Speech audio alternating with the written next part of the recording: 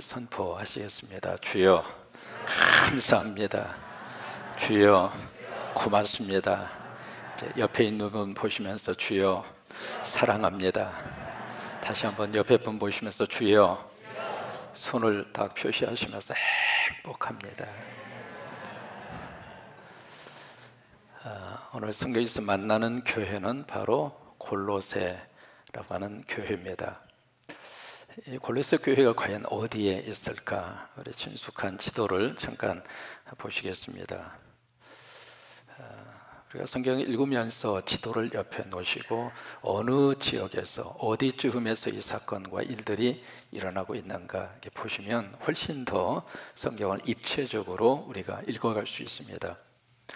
여기가 그 유명한 바로 지중해라고 하는 바다이고, 항상 바다를 중심으로 육지의 위치를 기억을 하시면 됩니다. 바로 아시아와 유럽을 잇는 그 유명한 에게해라고 하는 바다, 저 위에 있는 바다가 어디죠? 흑해라고 하는 바다입니다. 이제 구브로라고 하는 큰 하나의 섬이 있죠. 여기 수리아 지역에 있었던 이 안디옥이라고 하는 이 교회가 전 세계 선교회 역사의 중심 센터가 됩니다. 그래서 이제 수리아 지역에 있었던 이 안디옥 교회를 통해서 복음이 전 세계로 쫙 하고 뻗어가죠. 우리 성광교회가 그렇게 쓰임받게 되기로 축복합니다. 그래서 이 안디옥 교회를 통해서 전 세계 선교적인 역사가 쭉 일어나게 되는데, 그래서 여기에서 이제 복음을 수출을 하게 된 거죠. 그래서 이 안디옥이 세계 선교의 큰 역할을 감당합니다.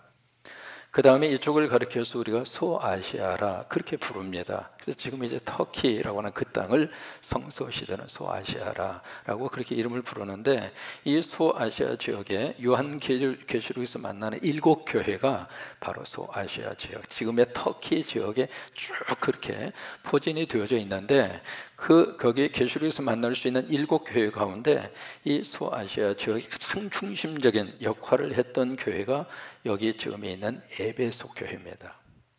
그래서 이제 에베소 교회를 중심으로 해서 그 위에 버가모, 그 위에 서머나, 그 다음에 내륙적으로 들어와서 지난주 우리가 보았던 두아디랴, 그 밑에 사대, 그 다음에 빌라델피아, 그 다음에 라오디게아, 그리고 나서 있는 지역이 바로 이 지금의 골로새라고 하는 지역이 있습니다.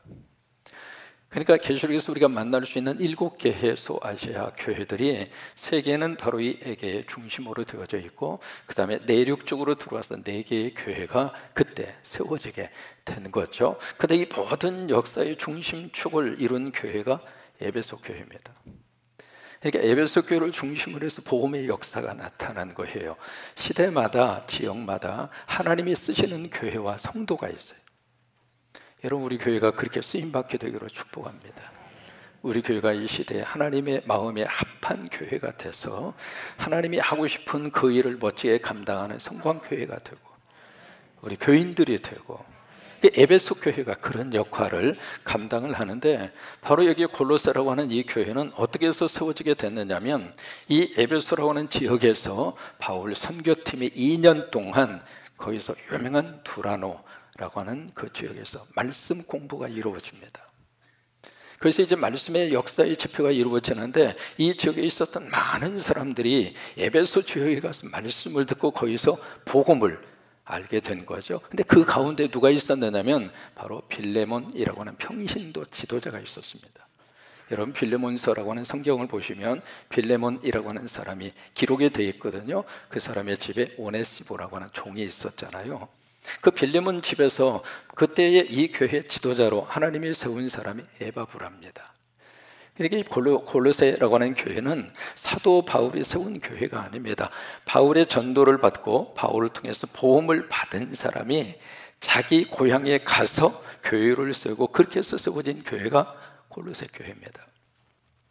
이 골로새서를 가리켜서 뭐라고 이야기하느냐면 옥중서신이라 그렇게 부릅니다. 감옥 안에서 썼습니다. 다른 곳에서 편하게 은혜 받고 성령의 감동으로 이 편지를 쓴 것이 아니라 이 편지를 쓰고 있는 그의 삶의 자리가 감옥입니다. 그래서 감옥 안에서 쓴 편지를 가리켜서 옥중서신이라 그렇게 말을 붙이는데, 성경에는 옥중서신이 4편이 나옵니다. 바로 에베소서, 그리고 빌립보서, 그리고 빌레몬서, 그리고 오늘 성경 만나는 골로새서입니다. 여러분, 그가 편지를 쓰고 있는 그의 삶의 자리가 어떤 환경이었을까? 이태리 로마에 가서 보시면은요, 바울 시대에 썼던 감옥의 흔적을 우리가 만날 수 있는데, 그 중에 하나 잠깐 사진에서 보는 것처럼 저 감옥의 상황이 좋았을까요? 나빴을까요? 그 당시에 이 감옥은 전부 다 지하에 만들었어요. 지하에 만들었기 때문에 햇볕이 있을까요? 햇볕이 들어오지 않습니다. 공기의 순환이 이루어졌을까요? 공기가 탁합니다. 그리고 여름에는 아주 무덥고요, 저녁에는 살인적인 추위가 엄습해 들어옵니다. 또 하나, 영양 상태가 좋았을까요? 아니에요. 이 편지를 쓰고 있는 이 바울은요, 어떤 의미에서 인간적으로 가장 최악의 상황입니다. 이보다 더 밑으로 내려갈 수 있는 삶의 자리가 뭐가 있습니까? 환경과 모든 면에 있어서 가장 최악의 삶의 자리인데, 그 자리에서 편지를 쓰면서 이 골로새서를 기록을 할 때 가장 먼저 쓰고 있는 단어가 감사였어요. 그래서 골로새서 1장 3절에 보시면은 이 편지를 쓰면서 가장 먼저 그렇게 고백을 합니다. 같이 한번 고백하실까요? 우리가 너희를 위하여 기도할 때마다, 가끔 생각날 때마다, 그렇게 감사한 것이 아니라 기도할 때마다. 그 이야기는 바울이 골로새에 있는 교회와 골로새 성도들을 놓고 늘 하나님 앞에 도구하고 하나님 앞에 기도할 때마다 무엇을 고백했는가? 하나님 곧 우리 주 예수 그리스도의 아버지께 뭘 해요? 감사를 하는데, 그 감사의 구체적인 내용이 1장 4절에 나옵니다. 무엇 때문에 감사했는가? 첫째로 이는 그리스도 예수 안에 있는 너희의 무엇? 믿음 때문에. 저는 우리 성광교회 성도들의 믿음이 잘 자라나서, 믿음이 쑥쑥 자라나서, 믿음이 성장하고 믿음이 성숙하고 하나님의 복을 받을 만한 믿음으로 하나님께서 여러분들의 믿음을 키워주시기를 바랍니다. 그 믿음이 자라는 모습을 보면서 바울은 감사한 거예요.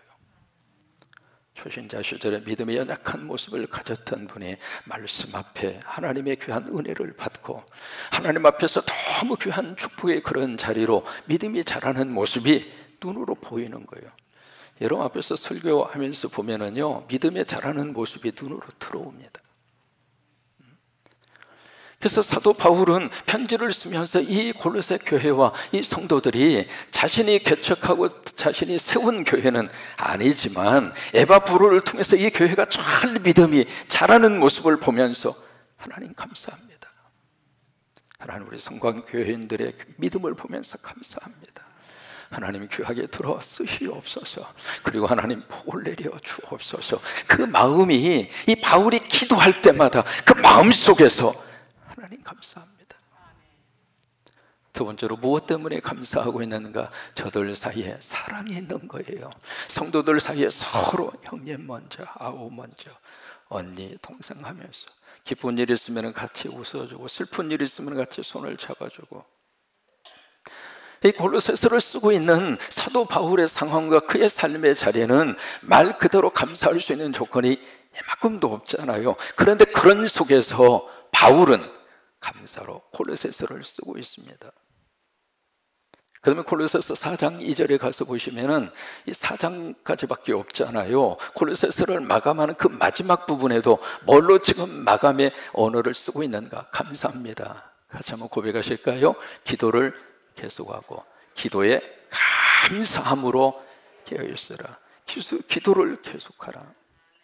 왜냐하면 기도는 호흡이에요. 호흡이라고 하는 것은 선택이 아닙니다.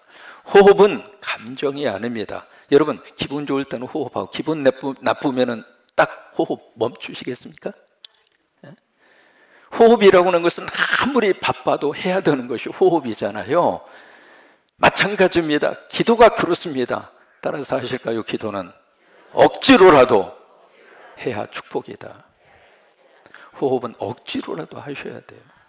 그런 것처럼 기도도 마찬가지입니다. 자녀를 위하여 억지로 기도하시고, 손주를 위해서 억지로 기도하시고, 이 민족을 위해서 억지로라도 기도하시고, 아무튼 기도는요 하나님이 받으시거든요. 그러니까 기도를 계속하라 그거예요. 그 다음에 그 기도에 무엇을 거기다가 섞어서 끼어 있으라고 말씀하시는가? 감사함으로.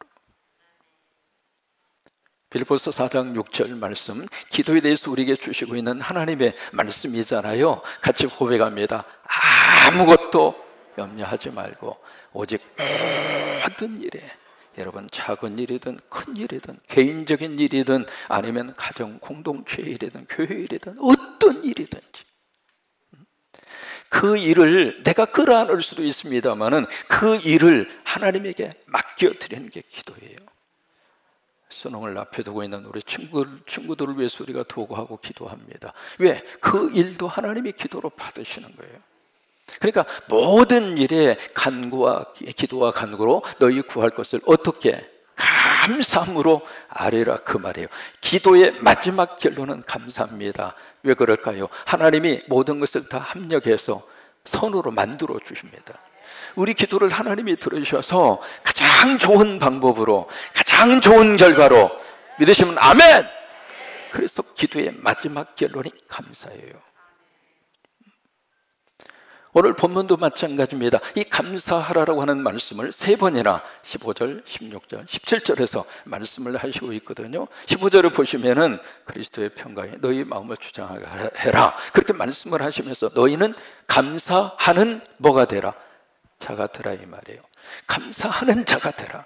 그것을 한마디로 딱 압축하면 바로 무슨 단어가 나오느냐면 감자가 되라 그 말이에요.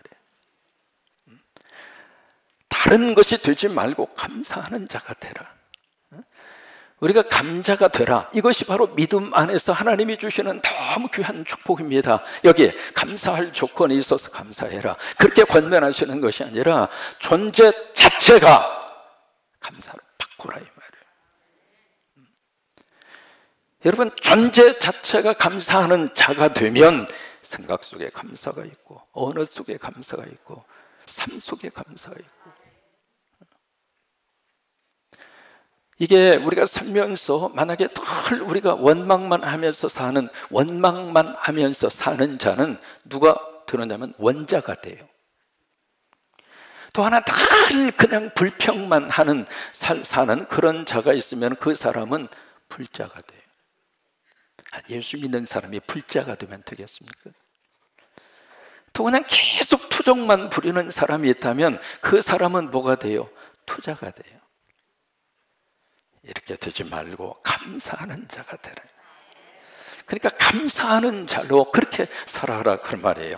신앙생활하면서 우리 삶 속에 하나님이 은혜를 부어주시기 되기를 축복합니다. 오늘도 감사하고, 예배드리면서도 감사하고, 찬양하면서도 감사하고, 그러니까 삶 속에서 우리 이 감사라고 하는 이 단어를 한순간도 잊어버리지 말고 늘 마음속에 내 심장이 뛰는 소리처럼 그렇게 감사하는 자로. 오늘 성경은 감사에 대한 3가지의 이유를 설명을 하고 있습니다. 무엇 때문에 감사할까? 오늘 골로새서에 보시면은요 3가지의 감사의 이유를 설명을 하고 있습니다. 15절을 보시면 무엇 때문에 감사하는가? 믿음 때문에 감사해요. 그 다음에 16절에 보시면은 무엇 때문에 감사하는가? 하나님 앞에 예배 드릴 수 있어서 감사하는 거예요. 17절에 보시면 무엇 때문에 감사하는가? 바로 예수님 때문에 감사하는 거예요. 저토로 15절에 보시면은 이 믿음 때문에 하나님 앞에 감사를 하는데 15절을 같이 한번 보실까요? 15절에 보시면은 그리스도의 평강이 너의 마음을 어떻게 해요? 주장하게 하라 그 말. 주장한다는 말은 영어로 룰이라고 하는 단어를 쓰거든요. 그러니까 그리스도의 평강이, 그것이 바로 샬롬이잖아요. 예수님이 부활하신 다음에 가장 먼저 주신 축복이 샬롬이에요. 여러분 이 복 받으시기를 바랍니다. 샬롬의 복이 내 안에 임하여 왔을 때 여기가 천국이 됩니다. 샬롬의 복이 내 속에 임하여 왔을 때 하나님이 우리를 다스려 주십니다. 그러니까 우리 마음을 누가 차지하고 누가 내 마음을 주관하느냐 이 말이에요. 예수님이 내 안에 들어오셔서 내 마음을 다 지배하시고 성령님이 내 안에 오셔서 우리 마음을 꽉 붙들어 주시면 여러분, 그것이 가장 큰 복 아닙니까? 그러니까 그리스도의 평강이 너희 마음을 주장하게 해라 이 말. 악한 영이 들어와서 우리 마음을 꽉 점령하고 있으면은 그 마음과 그 생각과 말이 어느 쪽으로 흘러가는가? 이쪽으로 흘러가요. 그래서 그리스도의 평강이 너희의 마음을 주장하게 하라, 그렇게 15절에서 말씀을 하시면서 너희는 평강을 위하여, 그 다음에 중요합니다, 한 몸으로 부르심을 받았으니. 한 몸이 무엇일까? 예수님과 내가 하나가 되는 거예요. 우리가 믿음 안에서 영적 신비로움이 있습니다. 주님이 내 안에 들어오시고 여러분 안에 예수님이 계십니다. 믿으시면 아멘. 예수님을 믿기 전에는 나와 예수님이 서로 떨어져 있었어요. 관계없이 그렇게 살았습니다. 근데 예수님을 영접한 다음에는 주님이 내 안에 들어가 계세요. 내가 주님 안에 들어가 있습니다. 그래서 한 몸이 되는 거예요. 근데 이 한 몸이 되도록 어떻게 됐는가? 부르심을 입었어요. 내가 선택하고 내가 한 몸이 되도록 노력한 것이 아니라 한 몸이 되어질 수 있도록 예수님과 내가 하나가 되어서 믿음의 삶을 살아갈 수 있도록 하나님이 우리를 불러주신 거예요. 그래서 감사합니다. 나에게 믿음을 주시고 하나님이 나의 아버지가 되심을 나로 하여금 믿게 하시고 고백하게 하시고 내가 기도하면 하나님이 들으신다는 믿음을 하나님이 주시고, 이 믿음을 누가 주시는가? 하나님이 주시잖아요. 그래서 여러분, 믿음 때문에 감사하는 거예요. 두 번째로, 예배 드릴 수 있음이 감사합니다.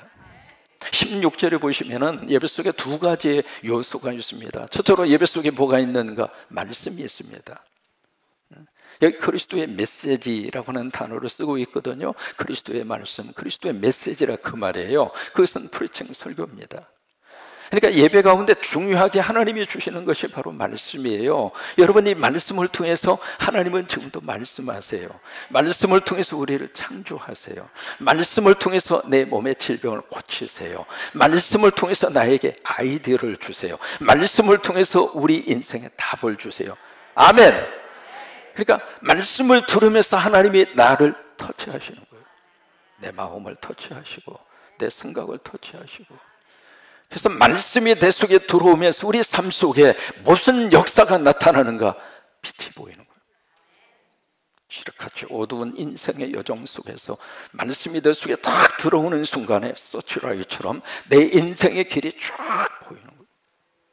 그래서 예배 가운데 하나님이 말씀을 주십니다. 그 말씀이 너희 안에 풍성히 거하게 하시고, 말씀이 내 속에 들어오면 말씀과 내가 함께 삽니다.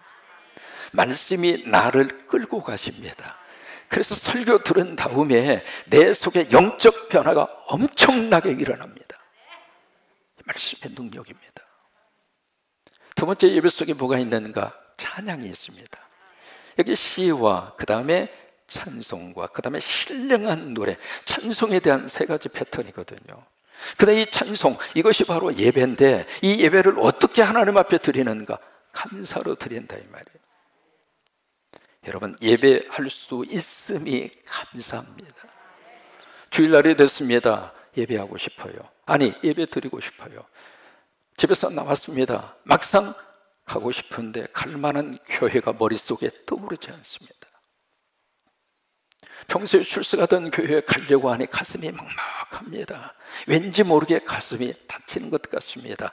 그래서 다른 교회 가서 예배를 드리고 싶은데 그 교회로 가고 싶지는 않습니다. 그래서 지금 주일날마다 이게요, 스트리트 처치 멤버라고 그래가지고 길거리 교인들이 그렇게 많습니다. 예배 드리고 싶은데, 근데 주일날이 돼서 하나님 앞에 온 정성으로 우리가 준비를 해서 딱 차에 시동을 걸고 아무 고민 없이 개복동 3-1 여기 와서 예배드리고, 여기 와서 하나님 앞에 아버지 부르면서 우리가 찬송하고, 와서 보니까 함께 예배하는 우리 형제 자매들이 있어서 너무 감사합니다. 이 귀한 찬양을 주께 올려 드려주시니까 우리가 너무 함께 찬양하고, 장로님을 세우셔서 기도하시니까 우리도 같이 기도 하나님 앞에 올려드리고, 여러분 예배할 수 있는 장소, 예배할 수 있는 시간, 함께 예배할 수 있는 성도가 있는 것이 너무 큰 축복이에요. 예배를 통해서 하나님은 엄청난 축복을 주시는데, 그 예배의 복을 가장 중요하게 하나님 앞에서 받은 분이 솔로몬입니다. 왕이 된 다음에 기브온이라고 하는 산당에 가서 1천 번제를 바칩니다. 예루살렘에서 기브온까지 16km입니다. 작은 거리가 아니거든요. 거기 가서 1천 번제를 바치는데, 1천 번제라고 하는 것을 두 가지로 해석할 수 있습니다. 그것을 횟수로 해석할 것인가, 아니면 양으로 해석할 것인가. 1천 번제를 횟수로 해석하면 1천 번의 번제를 바쳤다. 그럼 여러분 3년이 넘었다 그 말이에요. 매일 바쳐도 3년 이상을 번제를 바쳤다. 그것을 양으로 해석을 하면 하나님 앞에 한 번 제사를 바치는데 1천 마리의 양과 소와 염소를 하나님 앞에 바쳤다. 그렇게 해석할 수 있거든요. 어느 쪽으로 해석을 하든지 거기에서 우리가 한 가지 우리가 얻을 수 있는 교훈이 있습니다. 예배에 정성을 쏟은 거예요. 여러분 예배 시간에 정성을 쏟으세요. 예배 시간에 집중하시기 바랍니다. 다른 생각하지 마시고, 딴 생각하지 마시고. 여기서 보면은요, 딴 생각하는지 안 하는지 다 보여. 핸드폰 만지작거리는지 그렇지 않는지 다 보인다고. 여러분 예배 시간에는 하나님의 말씀과 하나님의 은혜에 집중하세요. 그래서 솔로몬이 그렇게 하나님 앞에 예배에 집중해서 예배를 드리고 나니까 그 밤에 하나님이 오셔서 솔로몬에게 지혜도 주시고 지식도 주시고, 세상에 그만 주시는 것이 아니라 솔로몬이 하나님 앞에 요구하지 않는 것까지도 하나님이 덤으로 부어주시잖아요. 그에게 물질도 주시고 명예도 주시고. 세상에 여러분 예배 드리다가 복 받으세요. 예배 드리다가 복 받으시라고요. 여러분 예배가 감사합니다. 하나님이 이렇게 우리로 하여금 예배 드리게 하시고. 루터는 패스터가 유럽 지역을 확 하고 휩쓸어 갈 때 루터가 했던 유명한 말이 있습니다. 나는 한 사람의 예배자가 있다 한다면 그를 위하여 예배를 쉬지 않을 것이다. 예배입니다. 그러니까 예배 드릴 수 있음이 감사한 거예요. 세 번째로 우리가 무엇으로 인하여 감사할 수 있을까? 예수님 때문에 감사하는 거예요. 17절에 보시면은 여러분들이 무슨 일을 하든지, 그 무슨 일을 하든지라고 하는 그 속에 다 포함이 돼 있잖아요. 영어로 하면 whatever you do. 여러분들이 무슨 일을 하든지. 근데 그 다음에 두 가지를 말합니다. 첫째는 말을 하든지, 그 다음에 일을 하든지 주 예수 그리스도의 이름으로 하고 그를 힘입어 하나님 아버지께 감사해라. 우리가 여러 가지 많은 것으로 감사할 수 있습니다만 예수님 때문에 감사하는 거예요. 예수님 때문에. 우리가 근본적인 감사, 여기에 감자가 되라. 우리가 존재 자체가 이렇게 되라 라고 하는 하나님의 말씀인데, 이렇게 될 수 있는 이유는 다른 것에 있지 않습니다. 예수님 때문에 그런 거예요. 파스칼이라고 하는 프랑스의 철학자가 아주 인상적인 말을 합니다. 같이 한번 읽으실까요? 모든 사람의 마음 속에는 하나님이 만드신 하나의 공백이 있다.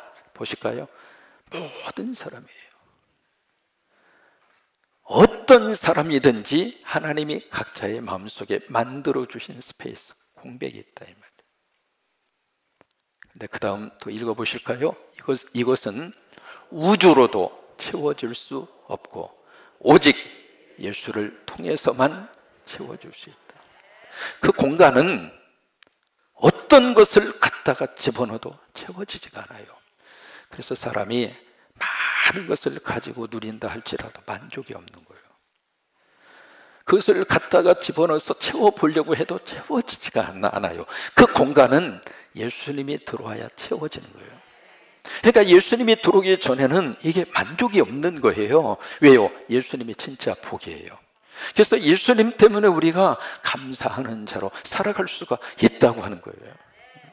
초막이나 궁궐이나 내 주 예수 모시는 곳이 그 어디나 하늘나라. 초막에 살아도 it's okay. 하나님이 축복하셔서 궁궐에 살아도 It's okay. 거친 바람이 불어온다 할지라도 no problem.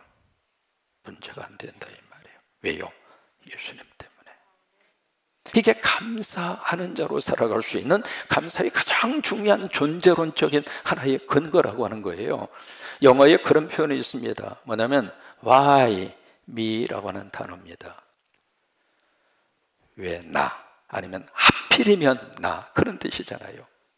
근데 이 why me라고 하는 이 단어의 뒤에다가 퀘션 마크를 붙일 수도 있고, 이 why me라고 하는 이 단어의 뒤에다가 느낌표를 붙일 수도 있습니다. 이게 물음표를 붙이면은요, 이 why me라고 하는 이 단어는 바로 원망과 불평입니다. 막 두 손을 두고 하나님을 향해, 하나님 살아계신다면 그럴 수 있습니까? 하나님, 하필이면 왜 우리 가정에, 하필이면 우리 자식한테, 하필이면 우리 사업터에.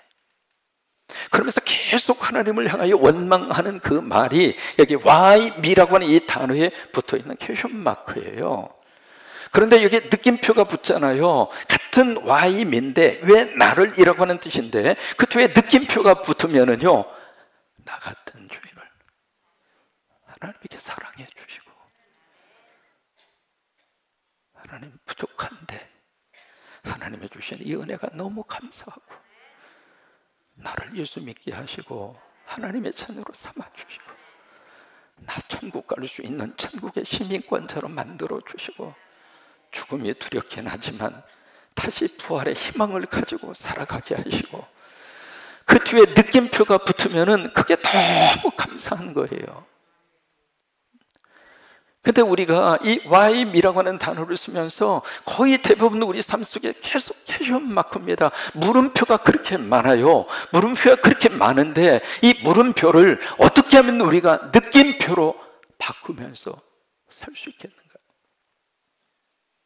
미국의 영화 가운데 브루스 올마이리라고 하는 영화가 있습니다. 한국말로 번역하면 전능한 브루스라고 하는 뜻입니다.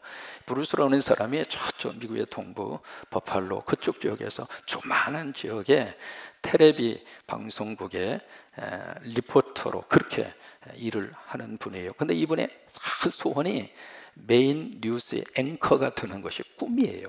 그래서 막 노력을 합니다.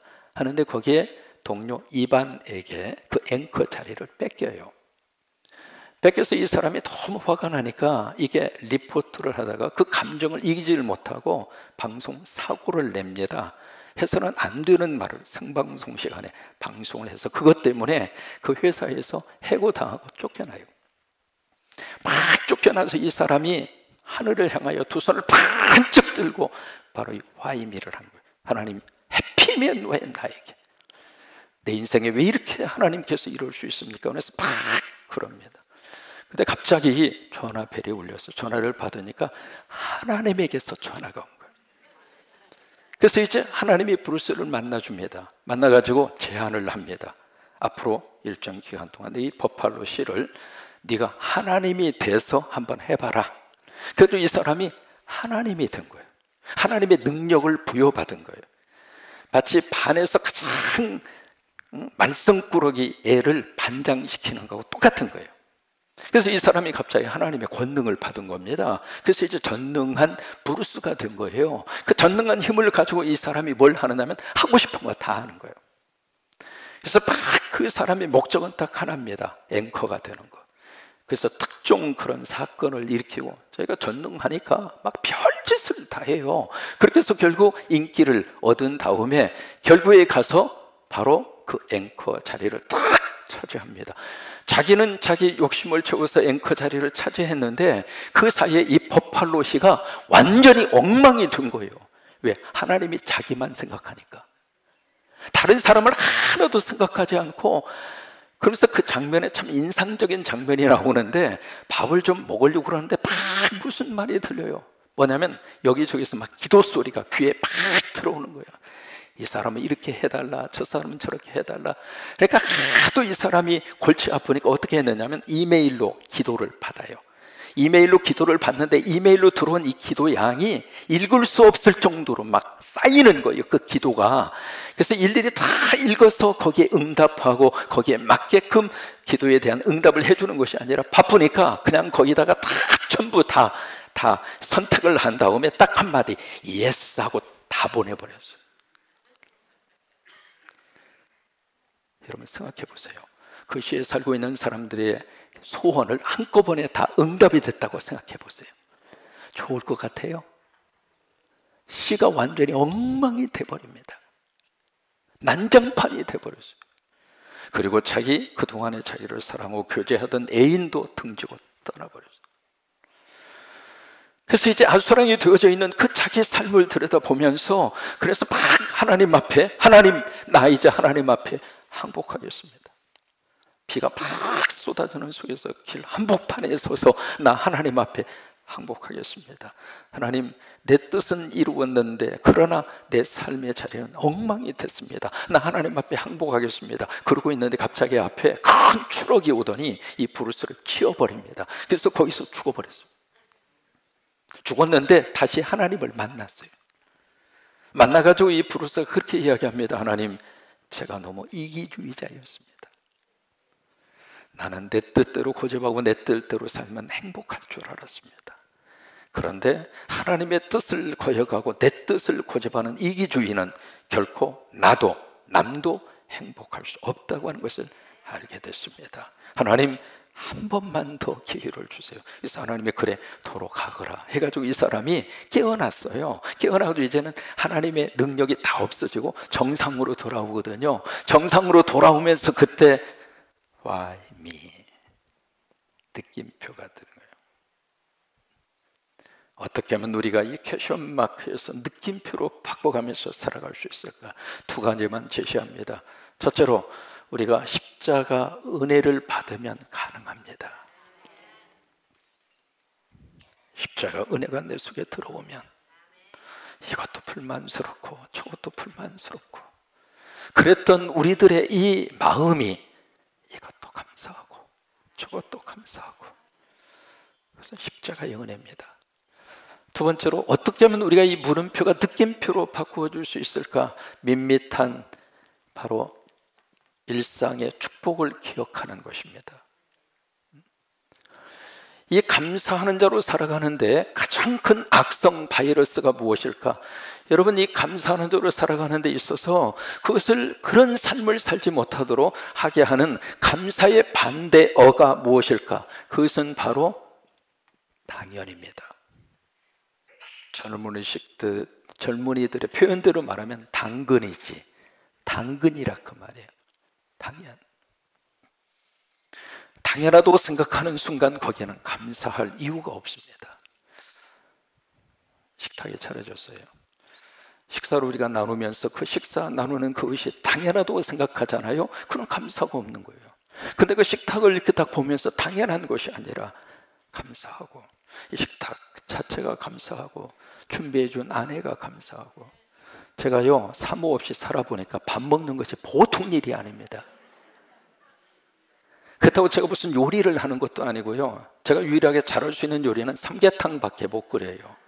삼양라면에 계란 넣어서 끓이는 것, 그 이외에는 뭘 하는 것이 별로 없거든요. 그러면 냉장고에서 반찬 꺼내서 그냥 그 좀 주섬주섬 먹는 것 뿐인데 그것도 보통 일이 아니에요. 먹고 사는 것이 당연한 것입니까? 이스라엘 백성들이 그랬어요. 40년 광야에서 매일마다 하나님이 정확한 시간에 정확하게 먹을 만한 양의 만나를 공급을 해주셨잖아요. 처음에 그것을 먹었을 때 우리가 이 사막에서 먹을 수 있다니 감사와 감격이었죠. 근데 이게 점점 시간이 가면서 익숙해진 거예요. 익숙해지면서 그들 마음속에 당연하다고 생각한 거죠. 근데 당연한 것이기 때문에 그 다음에 가지는 마음이 권리예요. 그 권리의 마음이 생기다 보니까 그 다음에 왜 메뉴가 한 가지뿐이야? 왜 40년 동안 만나 하나만 먹었으니까. 그래서 메뉴 좀 바꿔달라고 아우성을 지르잖아요. 김치 먹고 못 살겠습니다. 하나님 바꿔주세요. 바꿔주세요. 왜 그런 현상이 나타납니까? 당연병에 걸린 거죠. 여러분, 당연하십니까? 내가 지금 지난 한 주간 동안 아무 일 없이 살았던 것이 당연합니까? 금년 한 해 동안 우리 가정 속에 그래도 하나님이 지켜주시고 하나님이 보호해 주시고 하나님이 그래도 직장 주셔서 먹고 살게 하시고 소득이 많든 적든 그래도 하나님 굶기지 않으시고 우리 가정을 보호를 해주시고 그래도 우리 교회와 하나님이 함께 해주시고 여러분 지금 우리 교회 안에 기적이 엄청나게 많이 일어나고 있습니다. 여러분 이게 당연한 것입니까? 하나님의 축복이죠. 그래요, 너희는 감사하는 자가 되어라. 우리가 이 말씀 앞에 아멘 하면서 나도 모르게 why me 캐션 마크가 붙으려고 그러면 빨리 바꿔서 나 같은 죄인 살려주신 하나님, 왜 나에게 이런 은혜를 주십니까? 왜 나에게 이런 하나님의 축복을 주십니까? 그러면서 물음표가 이제는 느낌표로 확 바꿔져서 이런 축복이 넘치기를 주의 이름으로 축원합니다.